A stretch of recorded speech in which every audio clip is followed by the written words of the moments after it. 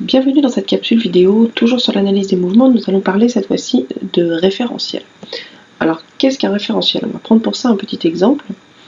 Donc on se place sur le bord de la route, on regarde trois voitures passer, et on regarde en parallèle la caméra embarquée à l'intérieur de la voiture bleue.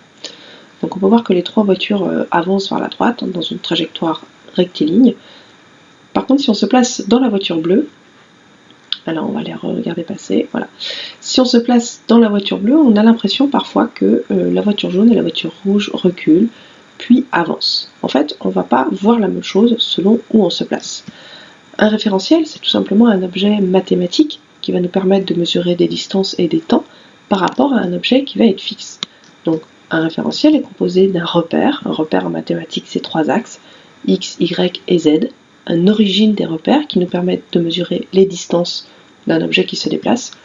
Et il est également équipé d'un chronomètre, d'une montre, d'une horloge, comme vous préférez, qui permet de mesurer le temps qui s'écoule pendant qu'un objet se déplace. Alors si je prends un deuxième exemple de mouvement, on a un petit garçon dans un train qui fait rebondir une balle sur la table. La trajectoire de la balle va être rectiligne.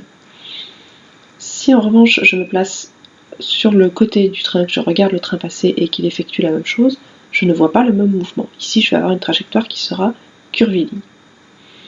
Donc dans le premier cas, je suis dans le référentiel, ce qu'on appelle le référentiel du train, parce que je suis fixe par rapport au train.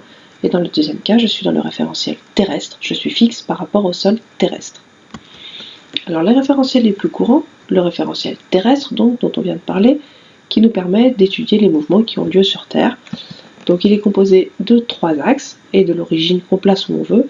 Donc deux axes sur le sol, un axe perpendiculaire au sol, et il permet d'étudier par exemple le mouvement du personnage qui est en train de marcher.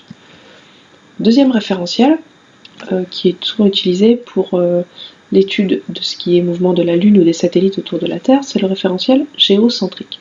Le centre du repère du référentiel géocentrique est au centre de la Terre, et les trois axes du repère sont dirigés vers trois étoiles fixes.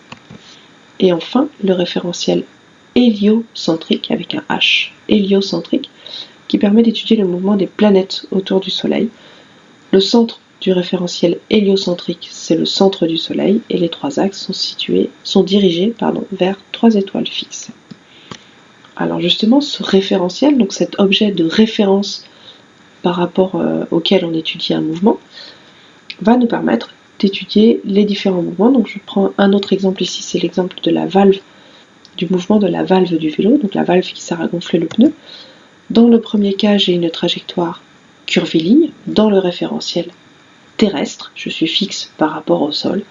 Maintenant, si je ne suis plus fixe par rapport au sol, mais si j'avance en même temps que le vélo, je suis donc fixe par rapport au vélo. Je suis dans le référentiel du vélo, et j'observe toujours le mouvement de cette valve. J'ai cette fois une trajectoire circulaire. Ce que vous devez retenir de cette capsule vidéo, c'est que le référentiel est un objet de référence qui nous permet d'étudier un mouvement par rapport à cette référence, par exemple la Terre, par exemple la voiture, dans le tout premier cas, le référentiel de la voiture ou le référentiel du train, et que le mouvement ne va pas être le même selon le référentiel dans lequel on se place.